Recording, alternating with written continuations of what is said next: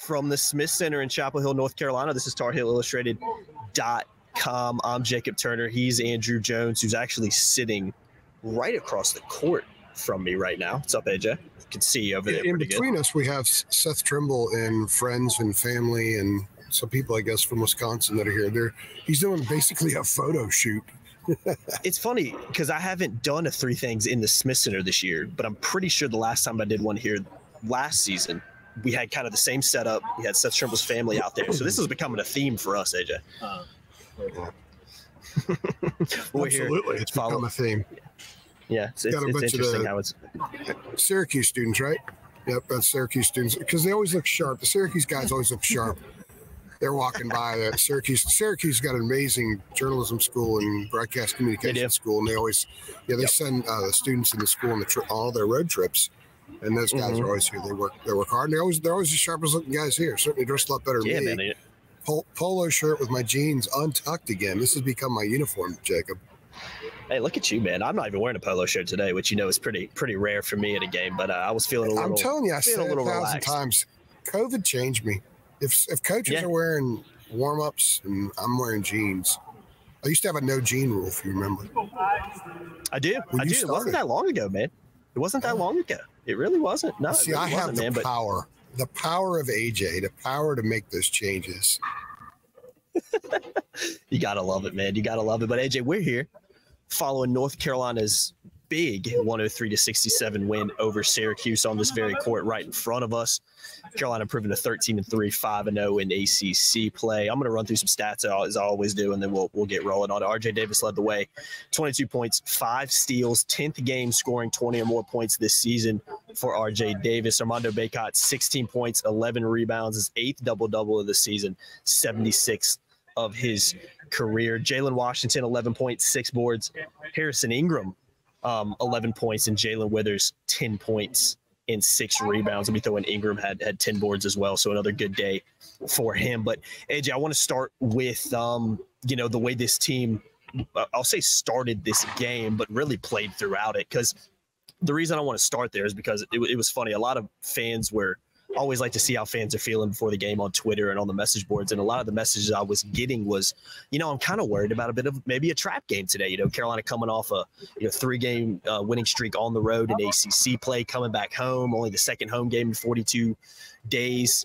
Maybe Carolina comes out a little bit flat against a Syracuse team that, it's okay, but they're not great. And I think we saw that today. And it wasn't the case at all. Carolina came flying out of the gates and really never let their foot off the gas. We'll talk about maybe some moments where they did a little bit later on and kind of picked it back up. But I thought overall today, the way Carolina started and just the attention to detail that they had early on is what propelled them to this, massive victory. So we need to give them a lot of credit for that. That was a championship start. Yeah, that's what championship teams do. I remember, I'm going way back in time here, so some of the older folks will remember, but in 2005, that team, they had a stretch of games in December at home against, directional school U. Yeah. And I said when they went in that stretch, I wrote a piece saying that, okay, we're going to find out if this team has championship fiber and how they handle these games. If they just kind of go through the motions and wait for ACC play to start, or do they go out there and just nuke and pave? They nuked and paved. And they showed me they had a championship fiber because it wasn't about who the opponent was. It was about their culture. And this team, one of my things that I had on my radar coming in was, will they be ready? Will they step on the floor for a noon tip at home? I know Syracuse has a lot of name brand, but maybe not as much with these kids because Syracuse hasn't been what it was for so long when I've been watching the game, even you. So an unranked team coming in here noon at home on a Saturday, crowd kind of late arriving, people just finding out, I guess, or realizing the game was moved to noon. So there were a lot of things. And coming off the 3-game trip, they won 3-0 on the road, feeling real good about themselves. We've seen that play before here, right? Especially in recent years. And, man, they just took off. They stepped on the floor and they were ready to go. And that, to me, is a championship element to this game today. That is something that shows where I like to use the word fiber and culture and all that stuff, but goodness gracious, that's it. When we talk about it, that's it. We saw it. We saw elements of it throughout the game, and we saw them toy with Syracuse some. We saw them play a team that had the air sucked out of it, squeezed out of it very, very quickly in this game. And Syracuse will have to deal with that. But the Tar Heels were ready to go. They would have beaten anybody in America today, and they would have beaten anybody in America today by a significant margin. And to have Syracuse down, even as poorly as Syracuse played today, they were up. Carolina was up 39 with just under 9 minutes. They had 90 points. I know, it's crazy. Yeah. So everybody helping. Everybody steps on the floor, they help. It's like there's a chain reaction from the starters to the bench now. There's sort of this, if you think of people locking arms, like imagine someone is filled with some kind of electrical current, and then they touch someone else. They both reach arms out and touch, and then they ignite them with the current, and then they reach out and touch someone else. It's like they're all connecting, charging each other with some kind of electrical current. When they step on the floor, they play with the confidence of starters. They play as if they belong, and now we're starting to see segments of games where guys come off the bench and they highlight those segments. They just don't fill space. They highlight the segments. What we've seen in the last two games from the two Jalen's, especially with Armando in foul trouble, what we've seen for a long time with Seth Trimble. I mean, Seth is an impact guy. There's no doubt about it. He's a B12 shot. And Absolutely. in fact, I told Armando that a couple of weeks ago. And he said, because he said they don't have a nickname for Seth. It's a B12 shot. Or syringe. Or he had the 3 and he had the syringe thing because he gives them a juice injection. They have that. And it's really, even when Zayden High comes in, man, he comes in and his hair's on fire. He comes in there, he's going to swat at stuff. He's going to pick up a couple fouls, but he can afford to. When you have someone that comes in and muck rakes like that and just muddies up the kitchen, just messes up the kitchen, takes the toaster and shakes the crumbs out and turns it over and then goes back to the bench. That's the kind of stuff that Zayden High does. And they have that element to them. And we saw that today. And Hubert challenged them too. I asked a couple of the players about this, and they said Hubert challenged them to enjoy playing at home, embrace the opportunity to be home and play in front of your fans. And I asked Hubert about this after the game. He said, because it comes and goes so quickly. Don't waste an opportunity. So sometimes people have been critical that Hubert, the player, is also the coach. And sometimes he doesn't understand why guys can't do what he did on the floor. And that's a challenge all coaches who are really good players have to deal with, because not everybody's built like they were. But you know what, though? One thing he and so many guys can identify with, whether they scored 20 points a game as a senior like he did or close to it, or whether they rode the bench their entire careers, or they had a role like a Scott Cherry or a Jeff Denny, guys like that, a Nate Britt, is the emotion and the cherishing the opportunity to play at home and play in front of these banners, all this laundry, and wear that uniform. We're seeing guys like Cormac Ryan, Jalen Withers, Paxton Wojcik, Harrison Ingram absolutely embrace all things Carolina. And they took those words to heart, and they came running out of the tunnel today. Okay, I don't want to waste this opportunity. There's only so many of them left. Let's make the most of this. That's culture. That's a championship culture. And 16 games into the season, this team has shown us a lot of examples of having that, especially in recent weeks. Yeah, and they can still get so much better too. And that's kind of been the theme throughout it, is they haven't. Someone asked me on Twitter recently, like, or maybe I can't remember if it was on Twitter, if I was talking to a fan in person about this. He's like, I'm worried about this team peaking already. And I'm like, nah, that to me is not the case. I think there's still so many areas this team can improve on. And that's kind of a segue into the second thing, AJ, because Carolina scored today. Hasn't been something they've been doing in the last, especially over the last, 3-game road streak that they hadn't scored more than 70 points in those last 3 games. Scored 100 plus today, results in 103-67 win. So I think we even talked about it after the State game, 3 things earlier this week of, I don't know if it was on camera or off camera, but I know we had this conversation of, well, coming back home, maybe Carolina gets their offense going again. And it's exactly what we saw today. The offense was absolutely fantastic, really, from start to finish. And we talked about the start. Carolina came out ready to play, and they kind of carried that intensity throughout. There was a little bit of a run Syracuse made towards the end of the first half, kind of, and it translated into the start of the second half where they made a little bit of a run too.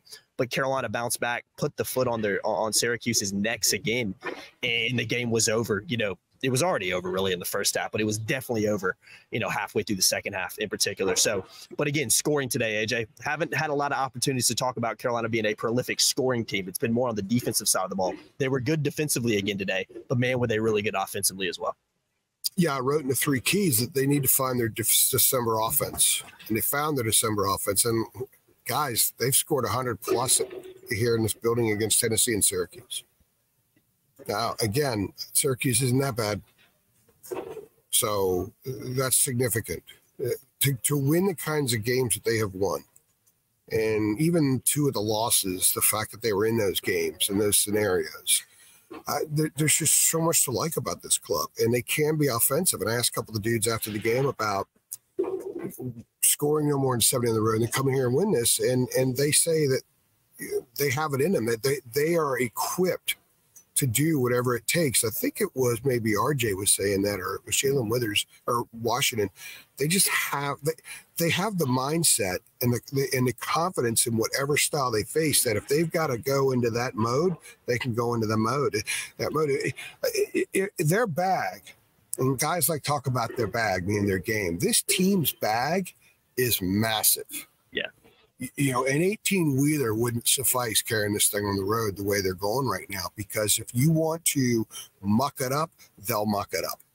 I asked Jalen Withers about being an alley team, a back alley team, and I'm like, you're kind of like the ringleader of that. You guys, he liked that question. Back alley, he liked that a lot, and I also said, you played against these guys before this program, and they weren't entirely like that. How much of this is you and Cormac and Harrison sort of and Paxson rubbing off them? Paxson's a tough dude too. Don't let the hair fool you. And he said they've absolutely has. He's just seen it and knows that it's totally different here. So they have the mindset to be able to handle anything. So if they've got a scorer, if they're in a situation to pop 100 on the board, they're going to pop 100 on the board. In fact, I think 3 of their last 4 games in this building, they've scored on. They had 100 against Charleston Southern, right?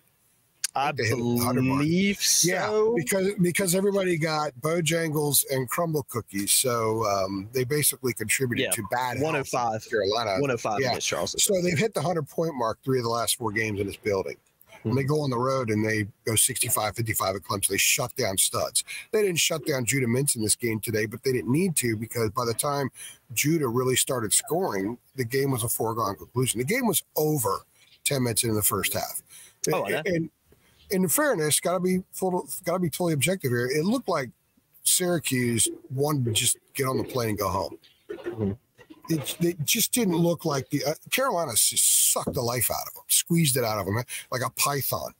Mm-hmm. But it didn't look like Carolina was like popping. Like they came in here just intent to kill. They just surgically were ready to go. They had juice. They've had juice in every game here lately. And then they were very surgical, to the point where I thought they were toying with them for a while. They had a run in the second half. You mentioned the Syracuse run earlier. It was 21-9 spanning both halves. They cut it to 54-39. And then Carolina went on a massive run. They scored 25 points in the next 5.5 minutes. Yeah, I know. And they had a 31-point stretch over almost about 7 minutes.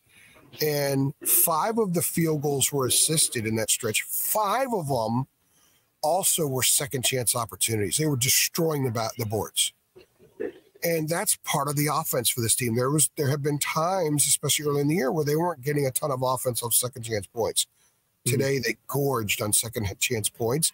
It has been a point of emphasis. One of the reasons Roy Williams' team scored so many points is because they got in transition, scored easy baskets, and they scored on the offensive glass.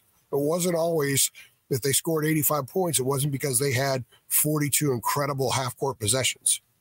It was all this other stuff. And what we saw today is this team do that. I don't know how many fast break points they ended up having. They had 18 at stake the other night in the game. They only scored 67 points. So they know how to score. They find ways to score.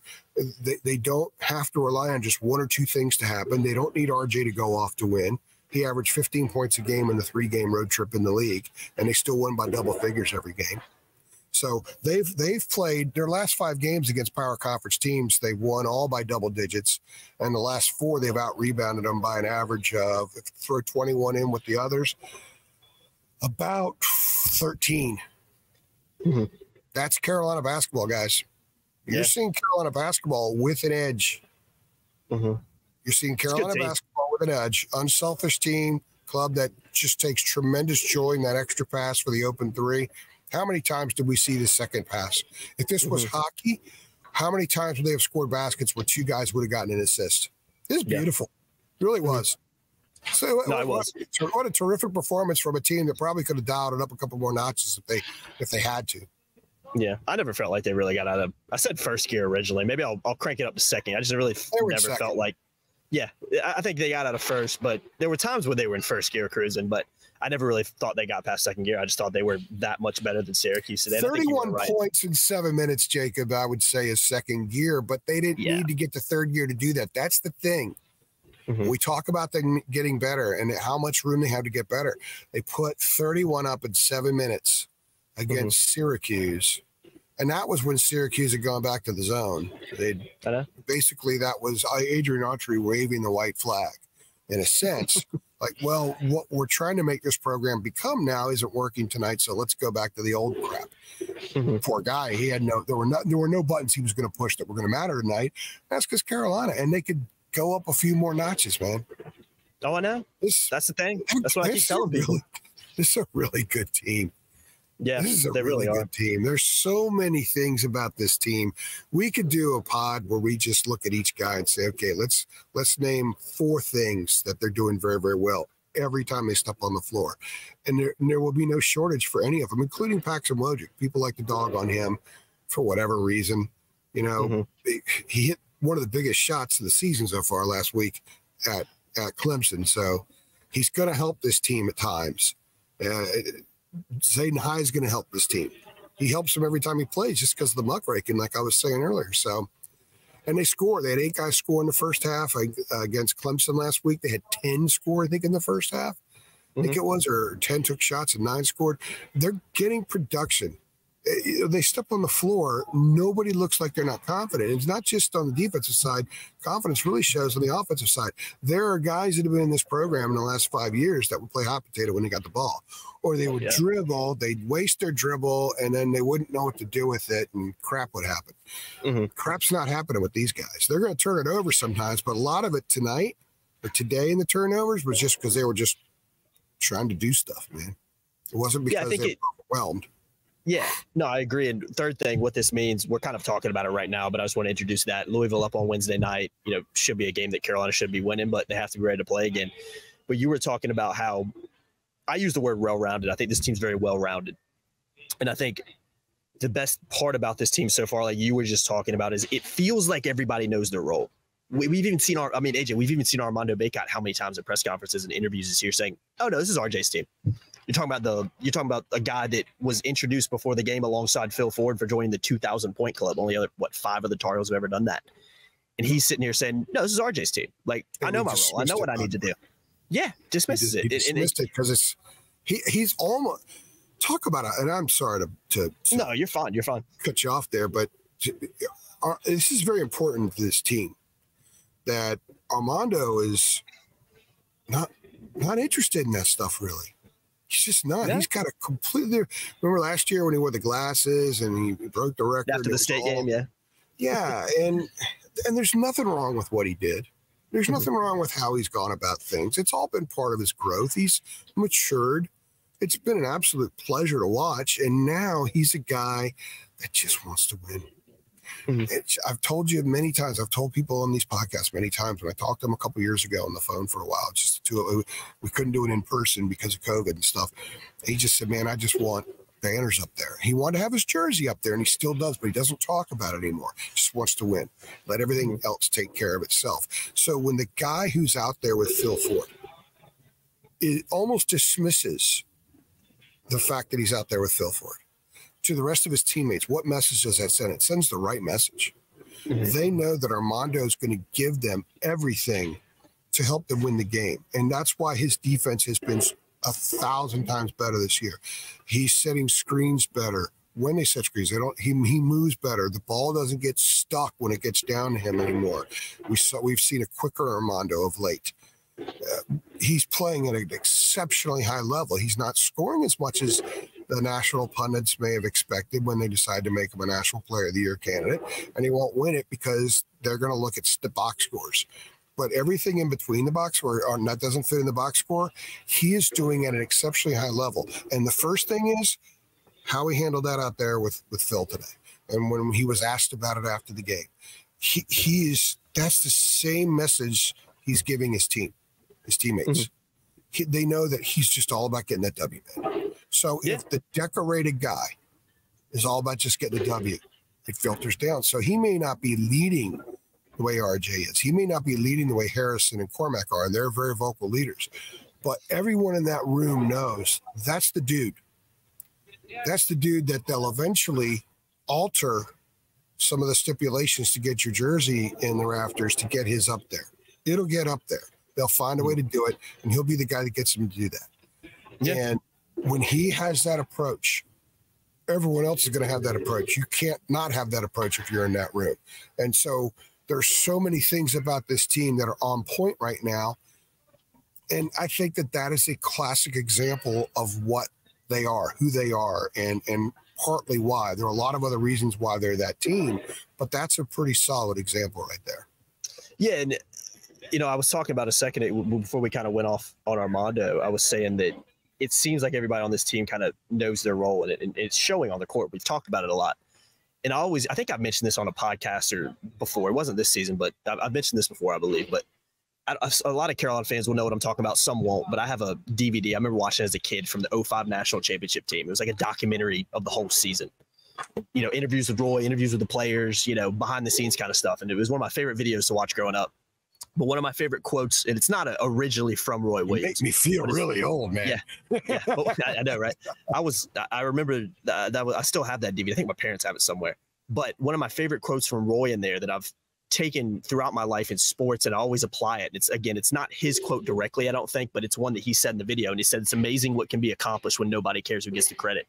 And it feels like this team is embodying that the same way the 2005 team did. I mean, again, I'm not saying this team's going to go win a national championship. There's a ton of basketball left to be played. But, we talk about the 2005 team, the Jawad Williamses, the Melvin Scotts, the Jackie Manuels, guys that weren't necessarily tearing up the stat sheet, especially guys like Jackie Manuel and Melvin Scott. But they knew their roles and they made plays during important games when it mattered that helped the team win. And we're seeing that. You mentioned Paxton Wojcik. You mentioned Zayden High coming in and making plays. Jalen Withers, a big game from him today. You're seeing these guys that maybe aren't, scoring 20 and 10 every game like some Ingrams and like some RJ Davis and Armando Bacot, but they know their role and they're doing what's asked of them on both ends of the court. And that's the recipe for a successful basketball team. So, AJ, that's kind of where I want to wrap this up with. Again, tough game against Louisville. It always is. I know Louisville's not vintage by any means, but, beat Miami not too long ago. Carolina has to be ready to play on Wednesday night. When you look at where this team is, 5-0 in conference play, going into some home games coming up. Again, I keep saying it because it's just the reality, but Carolina fans should be feeling pretty dang good about where this team's at right now. I'm going to go add on to your 2005 to 2009 and draw a correlation back to Armando. In 2009, Tyler Hansbrough was the reigning National Player of the Year. He was ACC Player of the Year and all that stuff. And he was the guy, but he also, at around this time of the season, recognized that Ty Lawson's game was just, beep, beep, speed runner, the way it was improving. And I guess I think it's fair to say, and I've described it this way before, and I think it's accurate, when it's almost like Tyler just kind of came to the side a little bit and said, okay, take us, lead us. And they were a double-digit every game in the tournament national champions. And Ty won ACC Player of the Year. Tyler recognized when it was time to step aside a little bit. He was still Tyler. He was still dominant. He was still All-American, all that stuff, right? But he knew that the other guy was coming, and you had to give room for him to continue to go. And Armando's done that with RJ. And he's doing it with this team. If you go back and look, Tyler wasn't hugely productive at times late that year because they just continued growing as a team. And part of it was because there was a new guy at the front. And he was leading with breakneck speed. That's kind of what RJ's doing. He's not the same kind of player Lawson was, but there are some similarities. And Lawson's defense that year was huge. And look at RJ's defense this year. So there are some similarities. We're talking about two champions, and we're drawing correlations between this team and two champions now. And we could do that with 17 as well. So they're showing us that they have a lot of the layering, the foundation for being that kind of team. So we'll see. There's still a lot of season to go. They got to go to BC next weekend after they take on Louisville. And then what's the following week after that? They go to BC, and then they play? Wake Forest. Wake comes in here. Wake's a dangerous team, long team, be very tough for them to guard. And they go to FSU and Georgia Tech. FSU's playing better. Georgia Tech beat Duke in their place. So then there's the Duke game. So there's a lot of basketball left, but what they've shown us is they can correct during the season. They can take elements that aren't working real well and just hack it off, literally hack it off. You've seen them improve defensively, and they've changed some. The constant switching is no longer constant. Their rotations defensively are outstanding. It's almost textbook right now. RJ said today that they don't even have to communicate a ton verbally because they know the rotation's there. It goes back to that Kevin Garnett quote that Hubert talked about last week and brought up again today, where when Garnett was with the Celtics and he played a great defensive game, he said the only reason I'm where I need to be is because I know my other four teammates are where they need to be, and that allows me to be a great defender. So all those things are with this team right now. Now, will they be with this team in 2 months? We'll see. But as of January 13th right now, nobody in the country has been a better team the last couple of weeks. Nobody. Nobody. And by the way, Charlie Mickens. Charlie and I were talking before I got tongue-tied there. Charlie and I were talking before the game about them going from climbing into the top 5 this week. And sort of the path that they went. They started out last year at number 1. They were sort of anointed number 1 because of 1 month of play in the tournament. And they weren't ready for it, and they collapsed, and they were dragged through the mud for a long time, much of it they're doing. And here they are coming out on the other end, and they could be in the top 5 this week, and it's earned. North Carolina in the top 5 at this stage of the season has not happened since 2019. So, and it would be very earned because it's not like it's been a meteoric rise. People have been looking for reasons to not rank them higher. And I get it, because we've seen, I think there's a lot of people, national people, that still sort of want to see what Hubert does with this group. They're maybe wondering, they don't think Baycott's playing as well as he is. And they see that. They don't know what Withers and Washington are doing off the bench. They don't know what Trimble's doing off the bench, although John Rothstein started talking about him some last week. But, man, it's one of those deals where they're going to be in the top 5, and I don't really think ranking matter in college basketball. It has no effect on the net and where they'll be seated. However, I think it'd be kind of a cool thing for this group, because this will be one of those times where North Carolina actually earns it. I'm not saying they didn't earn it before, but they were always so good. They were just there. Oh, yeah, we rank North Carolina here. Now, everyone that puts them in the top 5 is going to think about, wow, this is a pretty good team. I've been impressed with this. They're going to consciously think about that when they rank them in the top 5. And I think that's kind of a cool thing. And it's also a cool thing if you're a Carolina fan to know that they're in the top 5 and they're playing about this level, and they can get above where my camera is here on the screen. So what this means is all that and the above. Yeah, all that and the above, man. We could sit here and talk for another hour. Last thing I want to point out, because we're heading out here in a second, AJ, we've managed to make it through a 3 things video where no slamming bleachers, no leaf blowers blaring in the background, no music blaring around the stadium. This is pretty good. I think the only thing we had to deal with was Seth Trimble's family for the first 5 minutes making a little noise, but that's completely fine. People cleaning behind you, but it's actually pretty good. So does that mean your laptop will crash when you're trying to upload the video? Probably. Yeah, that's probably there'll be some issue. There's always something, but there will be some issue. I'm glad you pointed that out. I'm getting a little too giddy before I even get the video on YouTube. So, I haven't showed my view yet. I got the tradition of showing my views. Yeah, show it around, man. There's the tunnel where the Tar Heels come out. Yep, right? Yep. Court. You'll see me in a second. There you go. We've already seen enough of you, man. Yeah, they don't want to see any more of us. People know what it looks like. I'll do it at BC next Saturday.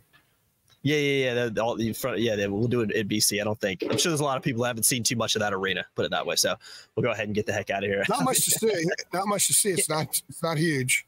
Hopefully, I was going to take a shot at them, but I'm not going to do it. I was going to take a shot at them. I'll tell you what. Earl's doing a pretty solid job with them. That's another dangerous game for Carolina, but one they should go in there and take care of. Yeah, no doubt. We'll talk about that later in the week. Yeah, no doubt. We'll see if they can take care of business on Wednesday night against Louisville as well. I've been Jacob Turner. He's been Andrew Jones. Another edition of our Three Things post-game podcast. Like the video, guys. Like the video if you're excited about it. Kevin Roy says goodbye. Bye, Kevin. See you, Kevin. Have a good one, man. There's Kevin. See him walking through the tunnel? Yeah, there you go. Got his pack with him. Kevin's right there. Hey, real quickly, too. I know we're going on forever, but real quickly, want to give a shout-out to Jenna Miller, our former photographer. We saw her before the game. Good to see her. It's been a while. Yeah. I don't know if she watches these. She probably doesn't. No way she's made it through 30 minutes, but shout out to Jenna. Show them the photo real quick, too. If you can see it. There we go, man. Jenna with her beautiful, shy daughter, Eloise. Beautiful. I love it. Good to see Jenna. There's no way she turned us off a long time ago if she even watched these in the first place, but we'll know if she made it through the whole video. Jenna got her fill when she was shooting almost all of our games. She went on road. Yeah, she and I got stuck on 85 one night. Oh, yeah. We went down we covered Carolina at Clemson on a Saturday in football practice. Spring football started this Sunday, and there was some kind of like oil spill or something. I don't know what the hell it was, some kind of spill. And we were in my car, just two of us, same spot. We didn't move for 8 hours, over 8 hours. Yeah. It's insane. And, I can't imagine. And I didn't know at the time, but she was pregnant. She told me a couple weeks later, I guess. She told me in Pittsburgh or in Columbus or Kansas City. I think it's Kansas City, Sweet 16. I think that's when she told me she was pregnant. She was pregnant. Sitting in there for 8 hours, man. So you're pregnant and you're in a car with AJ that's not moving for 8.5 hours on an interstate. That's the definition of hell right there. That's it. It is, man. It really is. That's how we're in this podcast. So Jenna, we talked about how the basketball team was dragged through the mud and fell off. Jenna went through that. She's come out. She's got 2 beautiful kids. She and her husband have a beautiful home, and she's got a great life, and she'll never be stuck on 85 in a car with me ever again. So things are looking up for Miss Miller. For Mama Photog. I always called her Mama Photog. Yeah. She made it through the fire, man. She made it through the fire and came out on the other end, man. Good for Jenna. Good for Jenna. I survived being stuck in a car with AJ. Yeah, I don't know how she did it, AJ. And that's how we're wrapping up this podcast. Yes. Again, I've been Jacob Turner. He's been Andrew Jones. Appreciate y'all watching. Like the video, share it, subscribe. Check out charlillustrated.com for all your coverage from today's win, and we'll see you guys next time. Thanks.